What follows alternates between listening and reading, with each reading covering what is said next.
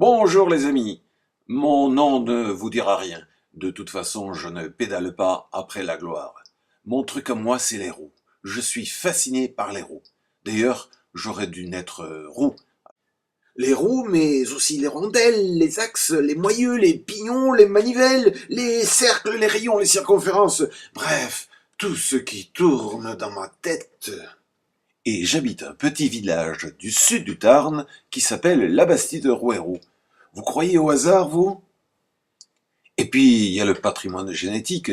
Regardez cette photo qui a dû être prise dans les années 40-42. Le personnage que vous voyez, avec une flèche, c'est mon grand-père, président à l'époque du Vélo Club Saladien à Toulouse. Depuis tout petit, je collectionne les roues. Là, ce que vous voyez, c'est la reconstitution d'un vélo d'appartement de la fin du 19e siècle. Et puis j'ai tellement de roues que je fais parfois des expositions de roues dans la France entière. Alors on m'a tellement dit que j'étais excentrique, décentré, déconcentré, décentralisé, que ma décision est prise. Vous ne me ferez pas changer d'avis. Je vais partir aujourd'hui à la recherche de ce fameux centre. C'est ainsi que mes amis m'ont surnommé l'intrépide centripète. C'est avec joie que je porterai ce sobriquet dans les moments heureux, comme avec fermeté dans les moments difficiles, car croyez-moi, il y en aura. Pour mener à bien cette tâche, j'ai commencé par créer un site internographique, l'intrépidecentripète.com, où le public a pu commencer à me donner des informations plus ou moins sérieuses sur mon sujet. Effectivement, quand on part sans chercher, on risque de trouver sans savoir. C'est ainsi qu'un de mes tout premiers correspondants me fait part de l'existence d'un cœur de monde, quelque part dans le Minervois. Alors vous m'objecterez que le cœur, c'est pas tout à fait le centre, mais quand on est au cœur, on n'est pas loin du centre, n'est-ce pas? Donc j'ai décidé aussitôt de me mettre en route. Alors effectivement, après avoir cyclé en direction du sud-sud-est pendant plusieurs jours, je suis arrivé à ce fameux chœur, superbe monument de marbre rose qui domine la plaine.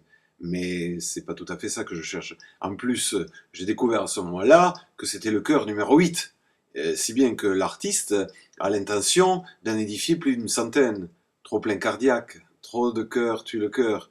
Non, ce chœur-là n'était pas pour moi. Et puis comme je m'apprêtais à rentrer bredouille à mon camp de base, voici qu'un autre de mes correspondants me signale cette fois-ci un centre du monde, pas très loin de là, à Perpignan. Aussitôt, je tourne mon guidon dans la bonne direction et je me rends à Perpignan même.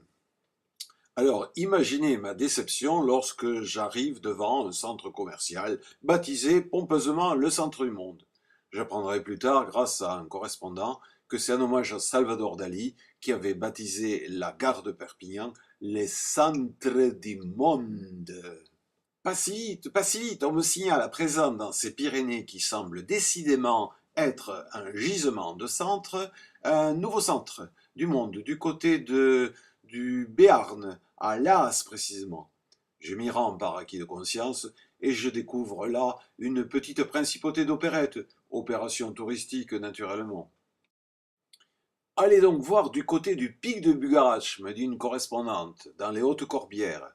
Vous en apprendrez beaucoup sur ce qui aurait pu devenir un centre du monde. Souvenez-vous, en Noël 2012, la Terre entière devait être anéantie, c'était la fin du monde, sauf le pic de Bugarach. Allez donc voir.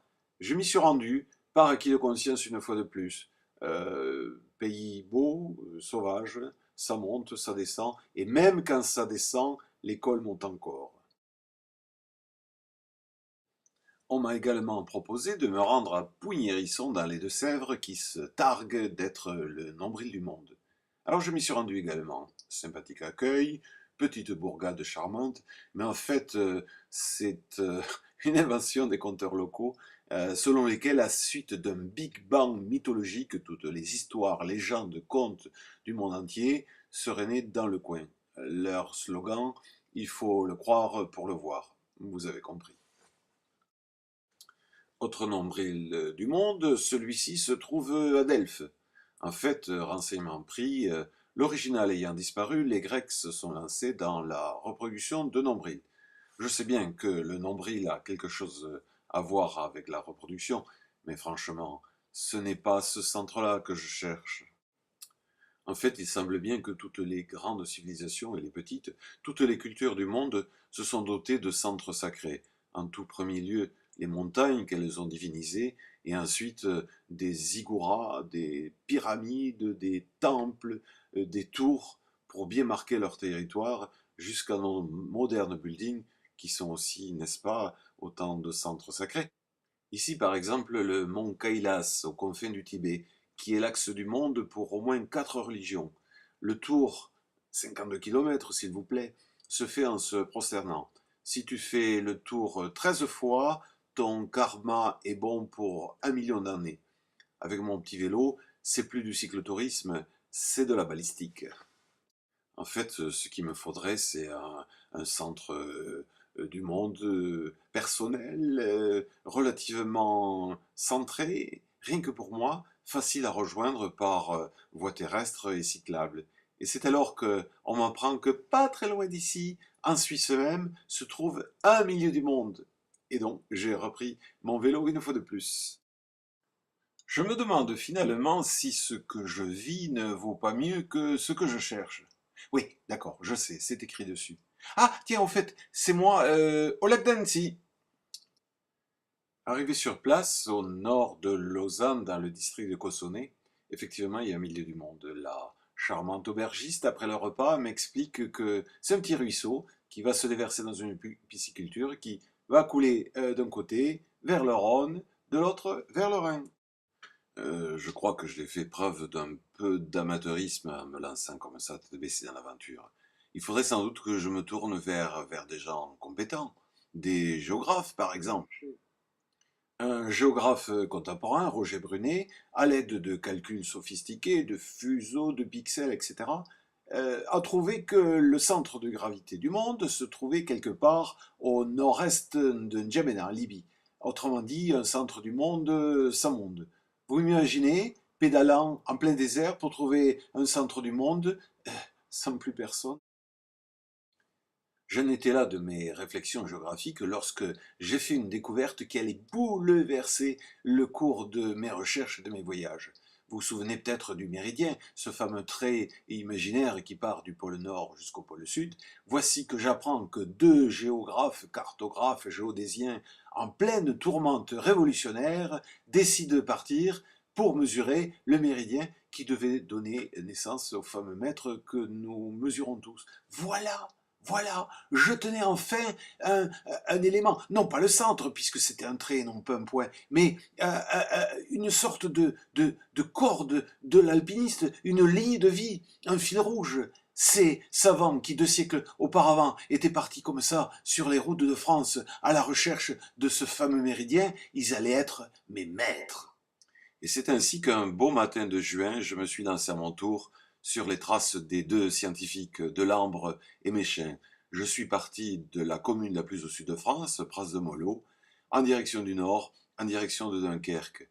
Et croyez-moi, c'était émouvant de trouver ici les traces de leur passage et les souvenirs de leur aventure. Ici, une stèle, ici, une borne, ici encore un monument discret dédié à leur action. Ici, un moment important, émouvant, c'est la cathédrale de Rhodes avec sa Vierge. C'est là que les 2 cartographes géodésiens se sont rencontrés. Delambre venant du nord de Dunkerque et Méchain venant de Barcelone. Et cette statue de la Vierge, ça a été le dernier point de relèvement qu'ils ont effectué avant de faire leur fameuse mesure du mètre. Et puis, tout en remontant vers le nord, j'ai d'abord croisé le 45e parallèle, j'ai traversé la Loire, et puis ici et là, je trouvais encore des traces de leur passage et du méridien. Ici un panneau, à Paris, sur le parvis de Notre-Dame, le point zéro des routes kilométriques de France, rue de Vaugirard, le fameux maître, le seul qui reste de l'époque révolutionnaire, et puis toujours montant vers le nord, je suis arrivé finalement à Dunkerque, où dans un parc de la ville se trouve un monument dédié au maître. ce propos, une amusante anecdote que m'envoie mon copain Franck, le globe-trotter hollandais, avec cette photo. Alors j'essaie de vous imiter son accent. Il me dit ceci. À creusement du méridien et de le parallèle, j'ai trouvé ce beau monument, un carrefour. En haut, il y a un élément qui semble le pôle nord. Et puis sur les côtés, il y a quatre trous qui représentent les points cardinaux. Et je pense que les gens viennent apporter des offrandes à l'honneur de le méridien et peut-être casser du verre au pied comme porte-bonheur. À présent que je me suis prouvé que je pouvais traverser la France avec mon petit vélo, j'ai quand même décidé de me recentrer. Je trouve que je m'éparpille un petit peu trop avec ce projet. J'ai donc pris une grande carte de France et j'ai commencé à tracer des diagonales de Menton à la Bretagne, de Strasbourg à Biarritz, et au bout d'un moment, une sorte de triangle s'est dessiné qui pouvait représenter mon centre de France. Quelque part du côté de Clermont-Ferrand, il y avait le Puy-de-Dôme. Mais oui, bon sang, mais c'est bien sûr, c'est par là qu'il me faut commencer. C'est ainsi qu'à nouveau j'ai repris mon petit vélo et je me suis rendu dans le Puy-de-Dôme, au pied du Puy-de-Dôme. Et j'ai fait l'ascension par le chemin des Muletiers, si ça vous dit quelque chose. 2 km de 100 pour 365 mètres de dénivelé. Pas mal, non? En fait, arrivé là-haut, à part un restaurant d'altitude, une antenne, un petit musée et des touristes, rien qui puisse combler ma recherche du centre. Et donc je suis parti à nouveau sur les routes du Cher, de l'Allier, dans ce fameux centre de France, à la recherche du centre. Ah, je peux vous dire que je n'en ai trouvé des villages. Chacun revendique d'être au centre de la France. Comment se fait-il qu'un pays aussi centralisé, aussi jacobin que la France, ne puisse pas disposer d'un centre unique, facile à identifier, convenablement éclairé, qu'on pourrait visiter? Un peu partout, sur mon passage, dans les centres-villes ou dans les petites campagnes, je demandais où est ce fameux centre. Ah, j'en ai eu des centres-villes, des centres commerciaux, des bars du centre, et je dois l'avouer même quelques centres psychiatriques. Mais euh, des fausses pistes, mais aussi parfois de belles rencontres.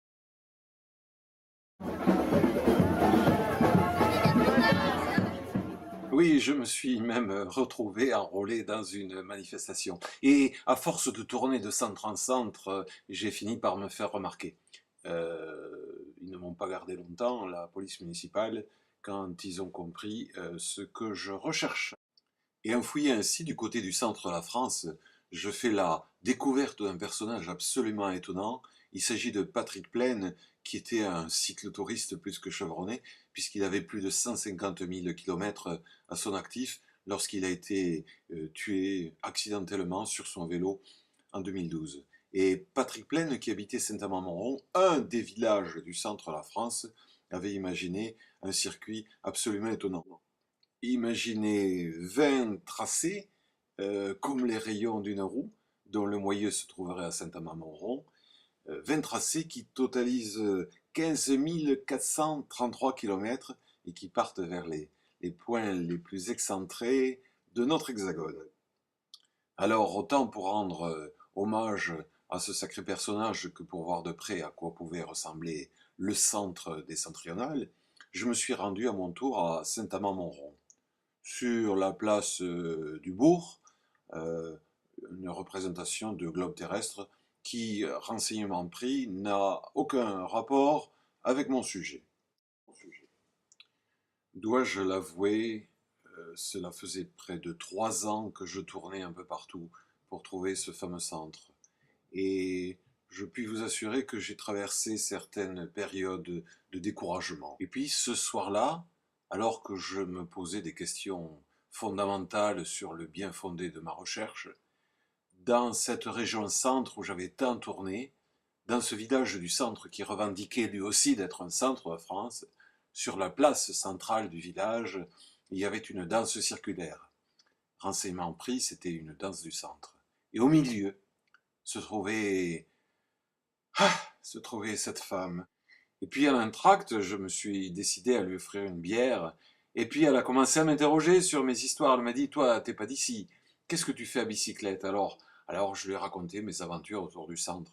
Elle m'a dit, tu es pas très concentré pour un type qui cherche le centre. Tu me fais penser à Buster Guidon. Et puis les musiciens ont commencé à arranger les instruments. Alors elle m'a proposé de venir chez elle pour lui raconter la suite de mes aventures. Puis on a bu un thé, et puis un autre thé, puis je lui ai raconté. Et puis la nuit s'est écoulée. Et puis le jour suivant, je crois bien. Et puis une autre nuit aussi. C'est cette nuit-là qu'elle m'a murmuré au creux de l'oreille, tu es mon centre à moi. Et à partir de ce moment-là, il fallait plus que je bouge, vous comprenez? Lorsqu'on devient un centre pour quelqu'un, il faut arrêter de se déplacer. Et donc c'est ce jour-là que j'ai remis mon vélo au clou, et je crois bien que ma quête s'est arrêtée à ce moment-là. Finalement, j'ai tiré de cette aventure la matière d'un bouquin. Au revoir les amis. Il ne me reste plus qu'à vous souhaiter à mon tour une bien belle route.